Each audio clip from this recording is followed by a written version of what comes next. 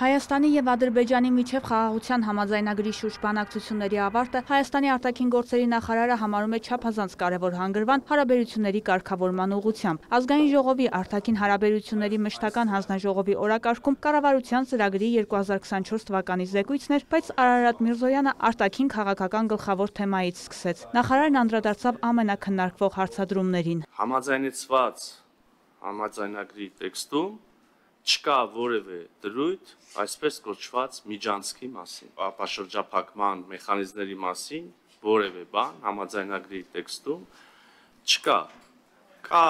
պատրաստակամություն համագործակցել տարբեր ոլորտներում, երկկողմ պատրաստակամություն, այդ թվում նաև տրանսպորտային, տրանզիտ, տնտեսական հարցերում։ Նախ ապաշրջափակել երկաթուղիները, հնարավորություն տալ երկու երկրներին օգտվել միմյանց երկաթուղային ցանցերից, ըստ այնմ պարզեցնել սահմանահատման գործընթացը, սակայն հայկական կողմի համար անբեկանելի պայման է, որ ապաշրջափակված ենթակառուցվածքները մնալու և գործելու են այն երկրների ինքնիշխանության ներքո, որոնց տարածքում գտնվում են։ Հայաստանի Հանրապետության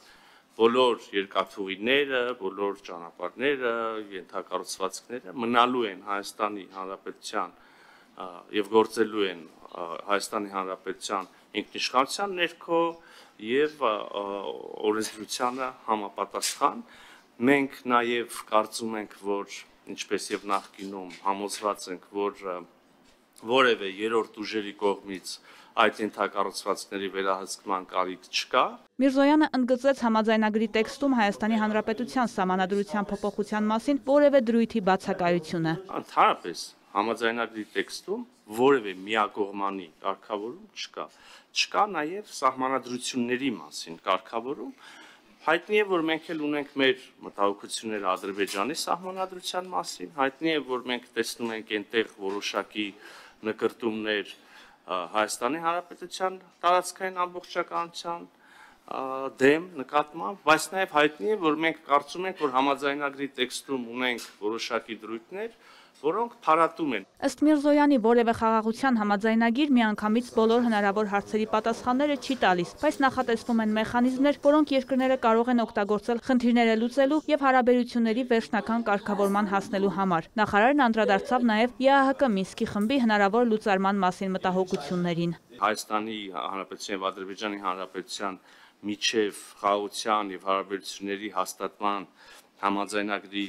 կնքումից հետո կարող ենք համարել, որ ինստիտուցիոնալ առումով արդեն փաստաթղթավորված, եթե կարելի ասել, հակամարտությունը մոտեցավ ավարտին եւ այդ պահին արդեն մենք էլ կարող ենք ասել, որ Մինսկի խմբի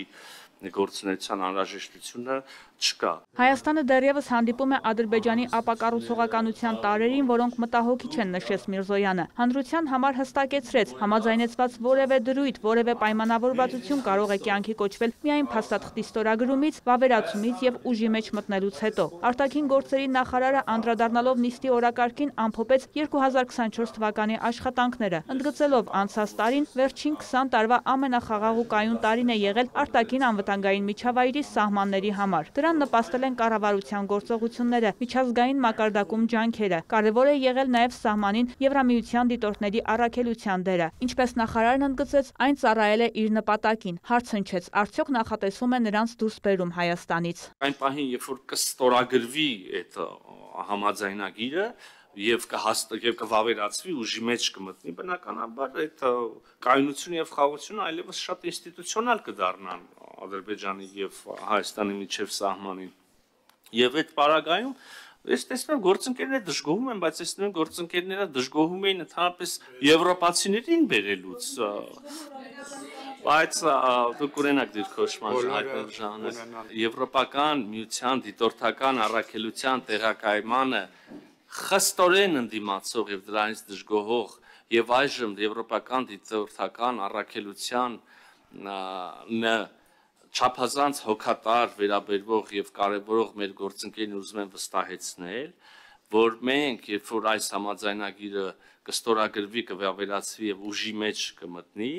մենք մեր եվրոպական միության գործընկերների հետ քաղաքացիական առաքելության հետ համագործակցության մասով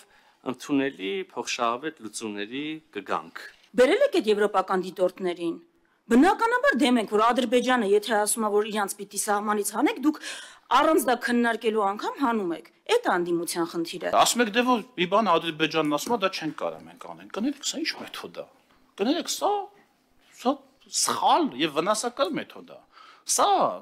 ձեզ այս մոտեցումը դնում է կախվածության մեջ Ադրբեջանի կամքից։ Քննարկումների ընթացքում ընդդիմության падգամավորների բարձրացրած հիմնական հարցը հետևյալն էր, որն է Ադրբեջանի փոխզիջումը։ Համաձայնագրի համաձայնեցված տեքստում հստակ գրած է, որ երկու կողմերը ճանաչում են միմյանց տարածքային ամբողջականությունը եւ դրա հիմքում ընկած է 1991 թվականի Ալմաթայի հռչակագիրը, որը շատ հստակ սահմաններ է գծում, չկա որևէ միակողմանի կարգավորում, չկա որևէ կարգավորում, որը մեզ ձեռնտու ձեռնտու է միայն Ադրբեջանին, եւ չկա որևէ կարգավորում, որը մեզ տանում է ոչ թե խաղաղության հարաբերությունների կարգավորման, այլ Հայաստանի Հանրապետության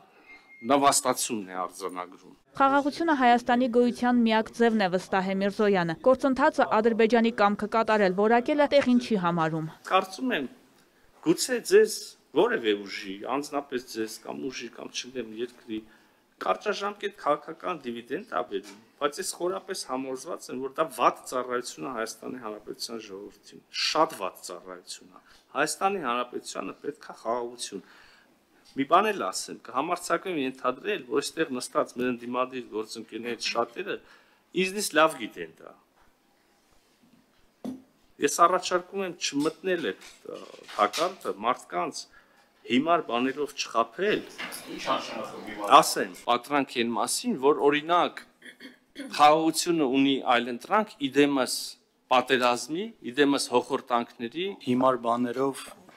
խաբել եք դուք ու ձեր իշխանությունը այս տարիների ընթացքում, ոչ թե մենք։ Չեմ ուզում այդ ոճով շարունակել, բայց ճիշտ ասած, որ ասում եք նաև խաբել եք ժողովրդին, դե որ հետ ենք գնում։ Սիրուն էլ ասենք իրար, քաղաքավարի էլ ասենք, անքաղաքավարի անվայելուչ բառեր օգտագործելով այդ թեմաներով կռվենք իրար հետ։ Փաստը էն է, որ այս հարցը պետք է կարգավորված լիներ շատ տարիներ առաջ, շատ ավելի տարիներ առաջ, քան քաղաքացիական պայմանագիրը եկել իշխանության, շատ ավելի տարիներ առաջ, քան մենք ընդհանրապես պատասխանատվություն ունենք Հայաստանի Հանրապետության, Հայաստանի քաղաքացիների համար եւ որևէ լծակետ process-ների վրա ազդելու։ Եվ որակումը, որը կարելի է տալ այդ շրջանում պատասխանատվություն ունեցող առաջնորդներին այդ հարցը չլուծելու համար,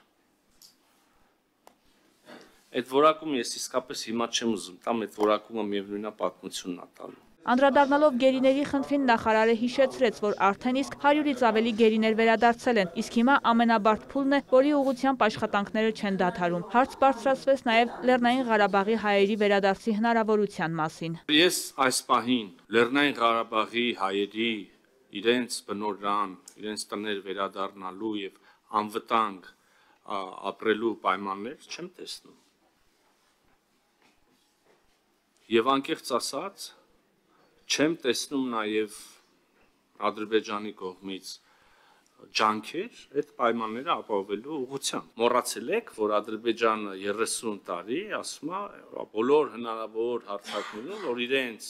տարածքների 20%-ը օկուպացված է։ Մոռացել եք, որ օկուպացված բառը տեղ է գտել նաև բանակցային փաստաթղթերում այն շրջանում, երբ որ ձեր սիրած առաջնորդները կամ ձեր քաղաքական ուժը մասնակցություն ա եղել է իշխանության ղեկին։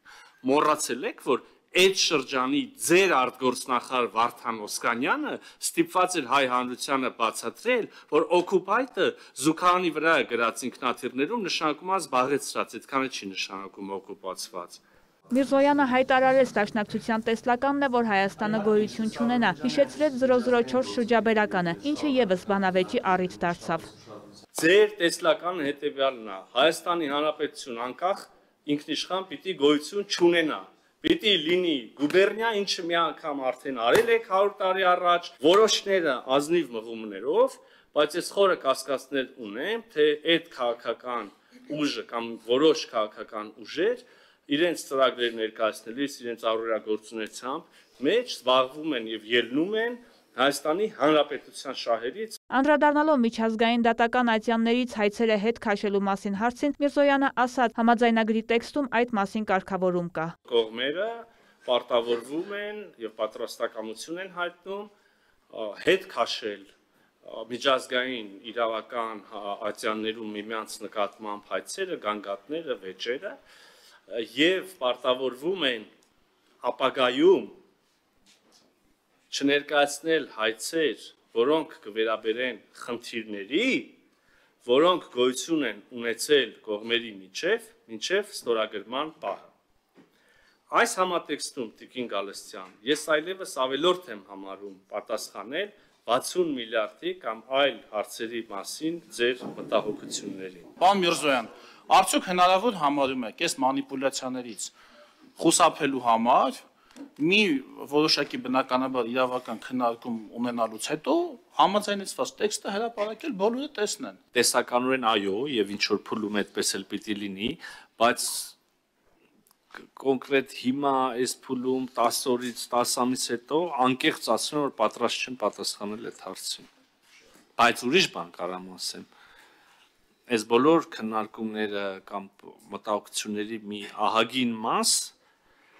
ուղղակի նախ հիմա ենք փարատում, բայց այդ հրապարակումը ինքնին, ասենք, շատ բան իր տեղը կդնի։ Ամփոփելով քննարկումը արտաքին քաղաքական գերատեսչության ղեկավարը եզրակացրեց, ընդդիմադիրները ենթագիտակցորեն ընդունում են, որ պատերազմ չեն ցանկանում, սակայն լուծում եւս չեն առաջարկում։ Հետևաբար ընդունում են իրենց գաղափարական գծի ողջ սնանկությունը։ Իրանք փորձում են լուծում առաջարկել եւ այդ լուծումը գիտեք որն է, այդ լուծումը լուծման բացակայությունն է։ Եվ այս